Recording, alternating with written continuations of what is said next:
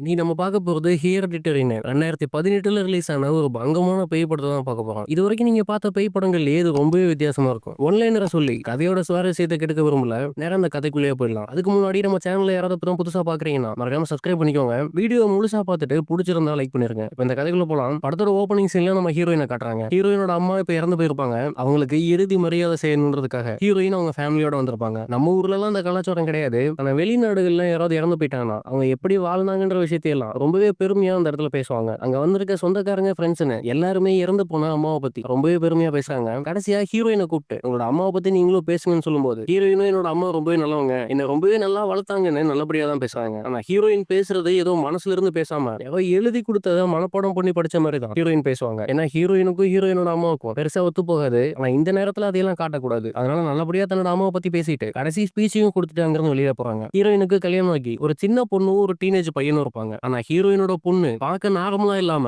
அழுக்கான ஒரு ட்ரெஸ்ஸ போட்டுட்டு ரொம்பவே வினோதமா இருப்பா. சாக்லேட்ட சாப்பிடும்போது கூட ரொம்பவே வித்தியாசமா தான் நடந்துப்பா. ஆனா ஹீரோயினோட பையனுக்கு டீனேஜ் வயசு ஆகுது. அதனால அந்த வயசுக்கான என்னென்னலாம் சேட்டை இருக்கோ அதை எல்லாத்தையுமே பண்றான். ஹீரோயின் ஸ்பீச் முடிச்சுட்டு தன்னோட ஃபேமிலியோட வெளியில வரும்போது ஹீரோயினோட கணவருக்கு ஒரு ஃபோன் கால் வருது. அந்த ஃபோன்ல இப்ப இறந்து போன அம்மாவோட பாடிய யாரோ சேதப்படுத்திட்டதாவும், இந்த நிலைமையில நீங்க அதை பார்க்க கூடாது, முடிஞ்ச அளவுக்கு நாங்க சரி பண்ணிடுறோம், ஆனா யார் இது இப்படி பண்ணாங்கன்னு எங்களால கண்டுபிடிக்க முடியலன்னு சொல்லி அந்த பக்கத்துல இருந்து ஃபோன்ல யாரோ சொல்லிட்டு இருக்காங்க. ஆனா தன்னோட அம்மாவோட பாடி சேதமானத ஹீரோயின் கிட்ட சொல்ல முடியாது. அதனால ஹீரோயின் கிட்ட சொல்லாம வேற எதுவும் பிரச்சனை இல்ல, சும்மா ஆபீஸ் கால்னு சொல்லி ஹீரோயின் சமாளிக்கிறான். அதே சமயம் ஹீரோயினும் அவங்களோட குடும்பமும் அவங்களோட வீட்டுக்கு வந்துடுறாங்க. இப்ப அம்மா இறந்து போன சோகத்தை யாருக்கிட்டயாவது சொல்லணும்னு சொல்லி ஒரு சப்போர்ட்டிங் குரூப் கிட்ட போறாங்க. உங்களுக்கு மனசுல ஏதாவது சோகம் இருந்தா அதை இவங்க கிட்ட சொல்லி தீர்த்துக்கலாம். ரவுண்டா சேர போட்டு ஏகப்பட்ட பேர் உட்கார்ந்து அவங்க மனசுல இருக்க கஷ்டங்களை சொல்லி அழுவாங்க. ஹீரோயினும் அந்த கூட்டத்துல ஒரு ஆளா உட்கார்ந்து என்னோட மனசுல உள்ள சோகத்தை சொல்றா. என்னோட குடும்பத்துல ஏகப்பட்ட பேர் மர்மமான முறையில இறந்து போயிருக்காங்க. அதுவும் இல்லாம அவங்க இறந்து போறதுக்கு முன்னாடி அவங்களுக்கு மனதுல ஏதோ பிரச்சனை இருந்திருக்கு. அந்த பிரச்சனையினால தான் அவங்க இறந்து போயிருக்காங்கன்னு சொல்லி எல்லார்கிட்டயும் புலம்புறா. எல்லாத்தையுமே சொல்லி புலம்புனதுக்கு அப்புறம் மனசு கொஞ்சம் ரிலாக்ஸ் ஆன மாதிரி இருக்கு. திரும்ப வீட்டுக்கு வந்ததுக்கு அப்புறம் ஹீரோயினோட பையன் நான் வெளியில பார்ட்டிக்கு போறதா சொல்லிட்டு கிளம்புறான். அவன் இப்படி கிளம்பும் போது ஹீரோயினோட பொண்ணையும் கூட கூட்டிட்டு போக சொல்லி ஹீரோயின் சொல்லுவாங்க. என்னென்ன பொண்ணு பார்க்க ரொம்பவே சோகமா எதையோ இழந்த மாதிரி தான் சுத்திட்டு இருப்பா. ஒருவேளை அண்ணன் கூட வெளியில போனா மத்தவங்களோட பழகி கொஞ்சம் மிங்கிள் ஆகி மனசு மாறதுக்கு வாய்ப்பு இருக்குன்னு சொல்லி தான் தன்னோட பையன் கூட அனுப்பி வைக்கிறாங்க. ஒன்னும் எதுவும் சொல்லாம தங்கச்சியை வெளியில கூட்டிட்டு போறான். ஆனா அந்த பொண்ணுக்கு சாப்பாட்டுல வேர்க்கடலை இருந்தா ஒத்துக்காது, உடம்பு முழுக்க அலர்ஜி ஆயிரும். அதையும் தன்னோட பையன் கிட்ட சொல்லி உன்னோட தங்கச்சியை நீ தான் பத்திரமா பாத்துக்கணும், அவ ஏதாவது சாப்பிட்டாலோ இல்ல குடிச்சாலோ அதுல நட்ஸ் இருக்கான்னு பார்த்து செக் பண்ணி கூட ரொம்பவே சேஃபா பாத்துக்கோன்னு சொல்லி தான் அனுப்புவாங்க. ஒரு வழியா ரெண்டு பேரும் பார்ட்டி நடக்கிற இடத்துக்கும் போறாங்க. ஆனா அந்த பொண்ணு சும்மா இல்லாம அங்கிருந்து ஒரு நட்ஸை வேணுக்குனே சாப்பிடுது. அதுல கொஞ்சம் அலர்ஜி ஆகி மூச்சு விட முடியாத மாதிரி ஆகுது. பார்த்து பயந்து தங்கச்சியை ஹாஸ்பிட்டல் கூட்டிட்டு போலான்னு சொல்லி காரை எடுத்து வேகமா போயிட்டு இருப்பான். அப்படி போகும்போது என்னால மூச்சு விட முடியல,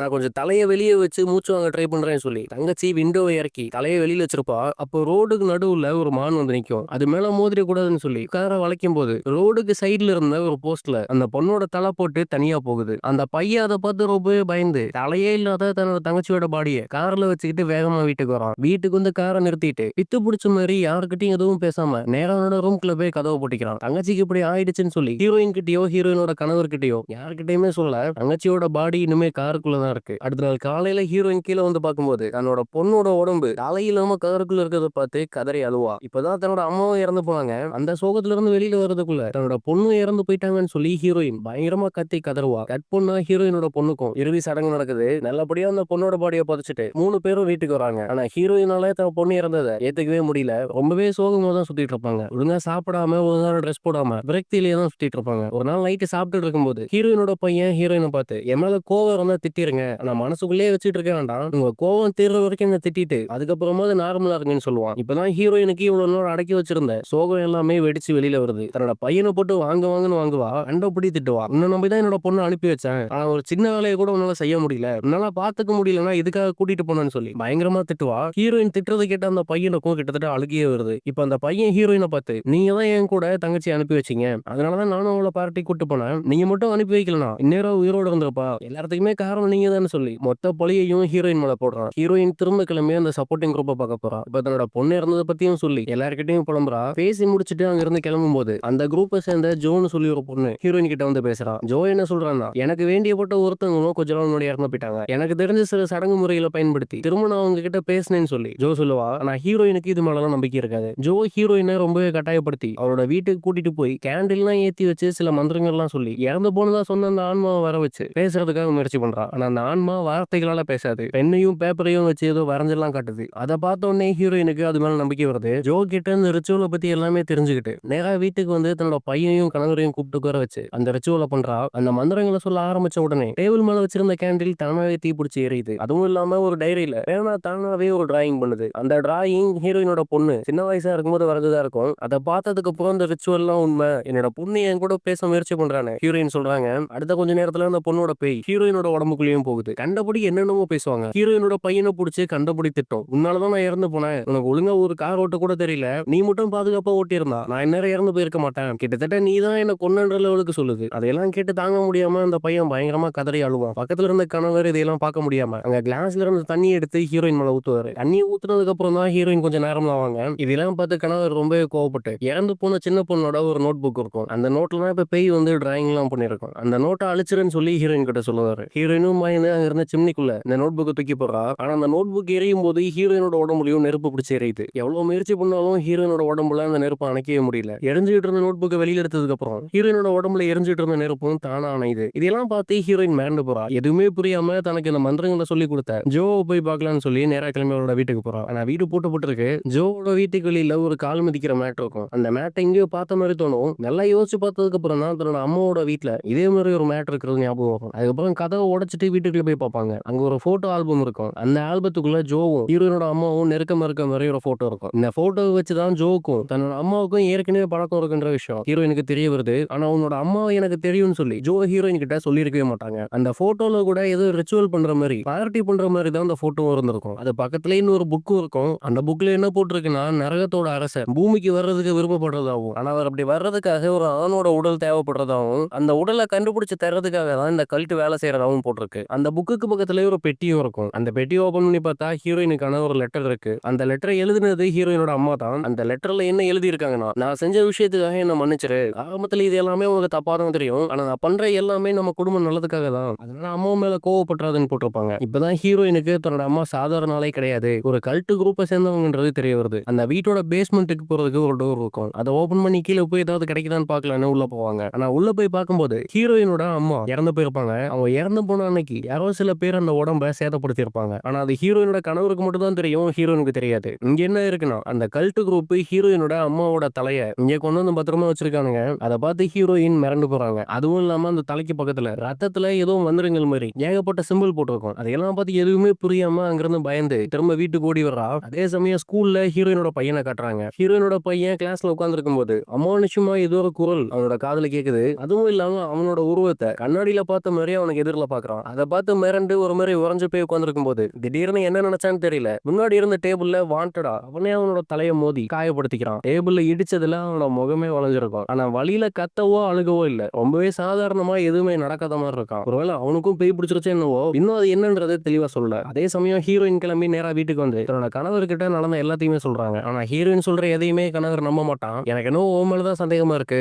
ரிச்சுவல் பண்றேன் சடங்கு பண்றேன்னு உன்னோட அம்மாவோட பாடியை நீ தான் பண்ணிட்டியான்னு கேட்பான். அப்பதான் ஹீரோயின் தன்னோட பொண்ணோட நோட் புக் எடுத்துட்டு வந்து, இந்த புக்கு நெருப்புல போட்டா அந்த புக்கோட சேர்ந்து நானும் எரிஞ்சு இறந்து போயிடுவேன், ஆனா நான் இறந்தாலும் பரவாயில்ல இந்த புக்கை அழிச்சிருங்க, அப்பதான் மீதம் உள்ள நீ 2 பேராவது தப்பிக்க முடியும்னு சொல்லி கணவர்கிட்ட சொல்லி புரிய வைக்க எவ்வளவு முயற்சி பண்ணுவா. ஆனா கணவர் அதில் நம்பவே மாட்டாரு. கணவர் நம்ப வைக்கணுன்றதுக்காக அந்த நோட் புக் எடுத்துட்டு போய் நெருப்புல தூக்கி போடுவா. ஆனா ஹீரோயினுக்கு எதுவுமே ஆகாது. ஆனா இந்த முறை ஹீரோயின் மேல நெருப்பு பிடிக்கிறதுக்கு பதிலா ஹீரோயினோட கணவர் நெருப்புல எரிஞ்சு அதே இடத்துல இறந்து போறாரு. நான் கண்ணு முன்னாடியே கணவர் நெருப்புல எரியறத பார்த்து ஹீரோயின் மிரண்டு போறா. அன்னைக்கு நைட்டு ஸ்கூல் முடிஞ்சதுக்கு அப்புறம் ஹீரோயினோட பையன் வீட்டுக்கு வருவான். வீட்டுல தன்னோட அப்பா எரிஞ்சு சாம்பல இருக்கிறத பார்த்து மிரண்டு போவான். அதுவும் இல்லாம அவனோட வீட்டை சுத்திலும் ஏகப்பட்ட பேர் அரகுற ட்ரெஸ் போட்டுட்டு அதையெல்லாம் பார்த்து இந்த பையனுக்கு எதுவுமே புரியாது. அதுவும் இல்லாம ஹீரோயினே தன்னோட பையனை கொல்றதுக்காக கையில கத்தி கோடரின்னு ஏகப்பட்ட ஆயுதங்கள் எடுத்துட்டு விரட்டிட்டு இருப்பாங்க. அம்மா கிட்ட இருந்து தப்பிக்கணும்னு சொல்லி வீடு முழுக்க ஓடுவான். ஆனா ஹீரோயின் பையனை துரத்தாம வீட்டுக்கு வெளியில இருந்த ஒரு சின்ன மரம் வீட்டுக்குள்ள போய் கத்தியை எடுத்து தன்னோட கழுத்தை நானே வெட்டிக்கிட்டு தற்கொலை பண்ண பாக்குறாங்க. ஆனா பாதி கழுத்து வெட்டப்பட்ட நிலைமையில கூட ஹீரோயினோட உயிர் போகவே இல்லை. அந்த உடம்ப விட்டு தலையை தனியா எடுத்து வைக்கணும்னு ஹீரோயின் வெட்டிட்டு இருப்பாங்க. அதெல்லாம் பார்த்து இந்த பையன் மிரண்டு போறான். அதே சமயம் இந்த பையனுக்கு பின்னாடி இன்னும் சில பேர் வந்து நிக்கிறாங்க. அவ்வளவுதான் இவனையும் கொல்ல போறாங்கன்னு பார்த்தா இந்த பையனை ஏதோ கடவுள் மாதிரி முன்னாடி முட்டி போட்டு வணங்க ஆரம்பிக்கிறாங்க. அதையெல்லாம் பார்த்து பயந்து அங்க இருந்த கண்ணாடியை உடைச்சிட்டு வீட்டுக்கு வெளியில குதிச்சு தப்பிச்சிடலாம்னு சொல்லி அவ்வளவு உயரத்துல இருந்து கீழே குதிப்பான். கீழே தரையில விழுந்த உடனே அவனோட உடம்புல ஏதோ ஒரு வெளிச்சம் படுற மாதிரி காட்டுறாங்க. இவ்வளவு உயரத்துல இருந்து விழுந்திருக்கான். ஆனா உடம்புல எந்த அடியுமே படாத மாதிரி திரும்ப நார்மலா எழுந்து பாக்குறான். என்ன நடக்குதுன்றது இந்த பையனுக்கு சுத்தமா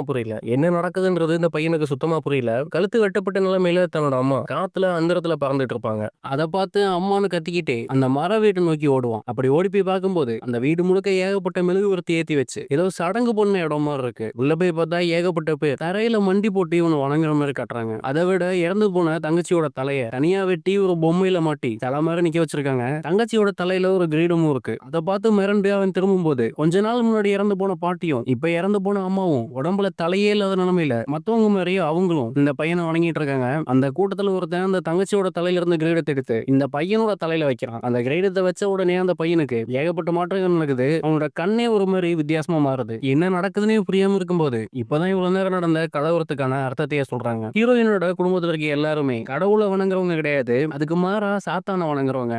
பரம்பரையா இந்த குடும்பத்துல உள்ள யாராவது ஒருத்தர் அந்த கல்ட்டு கூட்டத்துக்கு தலைவராவோ இல்ல தலைவியாவோ இருப்பாங்க. இவ்வளவு நாளா ஹீரோயினோட அம்மா தான் இந்த கூட்டத்தோட தலைவியா இருப்பாங்க. ஹீரோயினோட அம்மா தலைவியா இருக்கும்போது நரகத்தோட அரசன் பூமியில வந்து வாழணும்னு ஆசைப்பட்டு எனக்காக ஒரு உடம்பு வேணும்னு சொல்லியிருப்பான். அதுக்காக தான் ஹீரோயினோட பொண்ணை தயார் பண்ணியிருப்பாங்க. ஆனா நரகத்தோட அரசன் பூமிக்கு வர்றதுக்கு முன்னாடியே எதிர்பாராத விதமா அந்த சின்ன பொண்ணு ஒரு ஆக்சிடென்ட்ல இறந்து போயிருப்பா. அதனால நரகத்தோட அரசன் கோவப்பட்டு உன்னோட பேத்தி போயிட்டா பரவாயில்ல, உன்னோட பரம்பரையை சேர்ந்த இந்த பேரனோட உடம்பு எனக்கு வேணும், இந்த உடம்பை பயன்படுத்தி தான் நான் இந்த உலகத்துல வாழப்போவேன்னு சொல்லி அந்த பாட்டி கிட்ட கேட்டிருப்பான். அந்த பாட்டியும் அவன் கேட்ட மாதிரியே ஹீரோயினோட பையனோட உடம்பு கொடுக்கறதுக்கு சம்மதம் சொல்லியிருப்பா. அதுக்கான சடங்கு தான் இவ்வளவு நாளா நடந்தது. ஹீரோயினோட அம்மா இறந்தது, ஹீரோயினோட கணவர் இறந்ததுன்னு எல்லாமே அந்த சடங்குல ஒரு பகுதி தான். ஆனா இந்த மாதிரி நம்ம பரம்பரையில இருக்க எல்லாருமே ஒரு கல்ட்டா இருக்கணும், அந்த குரூப்ல இணைந்து இருக்கணும்ன்றது ஹீரோயினுக்கு தெரியாது. ஆனா ஹீரோயினை வச்சுதான் அந்த சடங்கு எல்லாமே பண்ணணும். அதுக்காக தான் ஹீரோயினோட அம்மா இறந்து போறதுக்கு முன்னாடியே ஜோ கிட்ட இது எல்லாத்தையுமே சொல்லிட்டு என்னோட பொண்ணுக்கு தெரியாமையே இந்த சடங்கை பண்ணணும், அதுக்கு நீ தான் உதவி பண்ணணும்னு சொல்லி ஹீரோயினோட அம்மா ஜோ கிட்ட சொல்லியிருப்பாங்க. ஜோவும் அதே மாதிரி ஹீரோயின் கிட்ட இந்த சடங்கு எல்லாத்தையுமே சொல்லி அவளுக்கே தெரியாம நரகத்தோட அரசனை பூமிக்கு வர வைக்கக்கூடிய சடங்கை பண்ணியிருப்பா. அந்த சடங்கு தான் தான் பொண்ணு கிட்ட பேசுறேன்னு சொல்லி ஹீரோயின் அவளோட வீட்டுல வச்சு பண்ணியிருப்பா. அப்பதான் அந்த சாத்தான் வந்து நோட் புக்ல சில படங்கள்லாம் வரைஞ்சிருக்கும். ஹீரோயினோட அம்மா சொன்ன மாதிரியே ஜோ எல்லா வேலையுமே பண்றாங்க. ஆனா அவங்க எதிர்பாராம நடந்த ஒரே விஷயம் ஹீரோயினோட பொண்ணு இறந்து போனதுதான். இப்ப அவங்க பிளான் போட்ட மாதிரி எல்லாமே நல்லபடியா நடக்குது. ஹீரோயினோட பையனையும் அடுத்த அரசனா அறிவிக்கிறாங்க. தன்னோட குடும்பத்தையே அழிச்சாலும் பரவாயில்ல, வணங்குற கடவுள் இந்த பூமிக்கு வரணுன்றதுக்காக ஹீரோயினோட அம்மா தான் இந்த எல்லா வேலையுமே பார்த்திருப்பாங்க. இப்போ அந்த சடங்கு எல்லாமே முடிஞ்சு அந்த பாட்டி ஆசைப்பட்ட மாதிரி நரகத்தோட கடவுள் அவங்க வணங்குற கடவுள் இந்த பூமிக்கு வராங்க. அதுவும் ஹீரோயினோட பையனோட உடம்புக்குள்ளேயே வராங்க. இந்த படத்தோட பார்ட் 2 இருக்கான்னு தெரியல, இருந்துச்சுன்னா கண்டிப்பா அதையும் பேசுவோம். இன்னொரு நல்ல படத்துல பார்க்கலாம். இவ்வளவு தூரம் இந்த வீடியோ பார்த்ததுக்கு ரொம்பவே நன்றி.